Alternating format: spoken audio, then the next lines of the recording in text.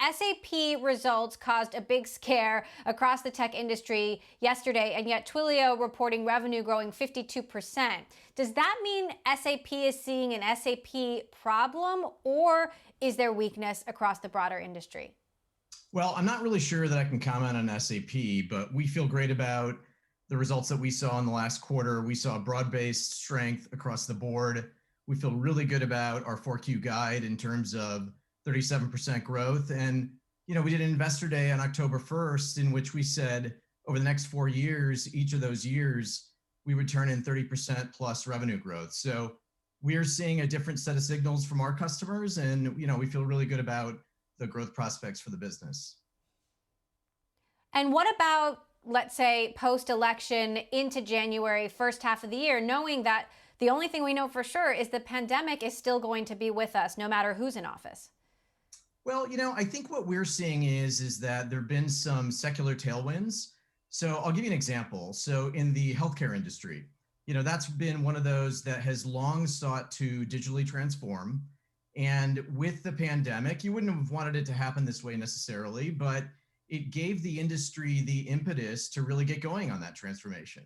And if you look at some of the customers, for example, that we signed up, take a Philips, right? So with Philips, we're able to actually create a solution for our customer and then consumers, whereby if you're an individual that needs to make a hospital appointment and get a service, you can actually pull up to a hospital. You can interact via SMS. You can wait in your car until you're called for an examination, and then only have to come up to the hospital room when you're called upon.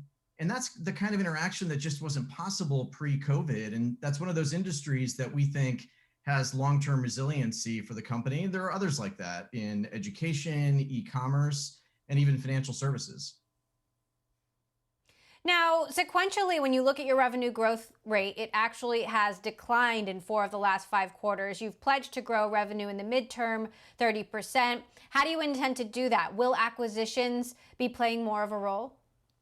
Well, when we provided the guidance around 30% plus for each of the next 4 years, that was on an organic only basis. And I think you're alluding to the idea that we, announced the acquisition of Segment, which we're certainly excited about. That was not factored into the financial guidance that we gave at the time. We do think that Segment can be a heck of an accelerant in terms of some of the things that we want to do around customer engagement, but we feel great about the prospects of the business even without Segment. And, we think that that'll just be additive once we close that transaction.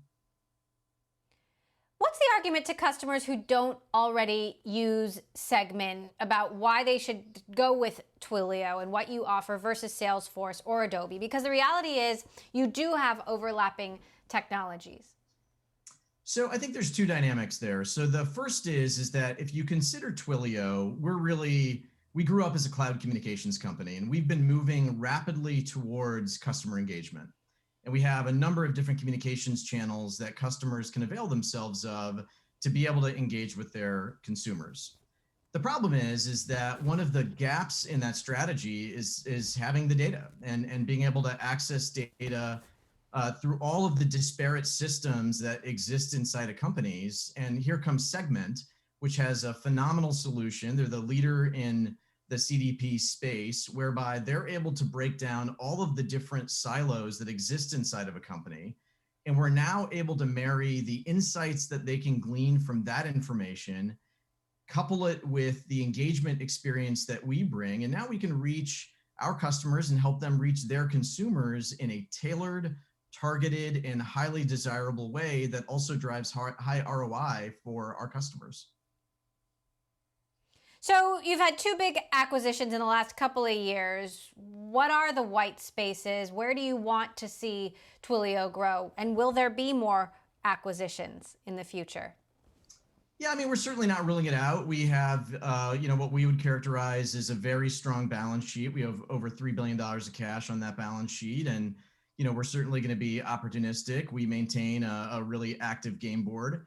SendGrid a few years back, as you alluded to, was a bigger acquisition that we did that really helped us expand into an additional channel, gave us some more breadth in terms of our communications channels. I think Segment is a little bit different. The announcement of that acquisition is really targeted much more towards customer engagement. We're constantly on the lookout for different assets in artificial intelligence, machine learning that we think can be additive to our contact center solution which we call Flex. We also think there's some interesting things that we can do in marketing as well. So, it remains to be seen what we end up Okay. doing, but we're certainly very active.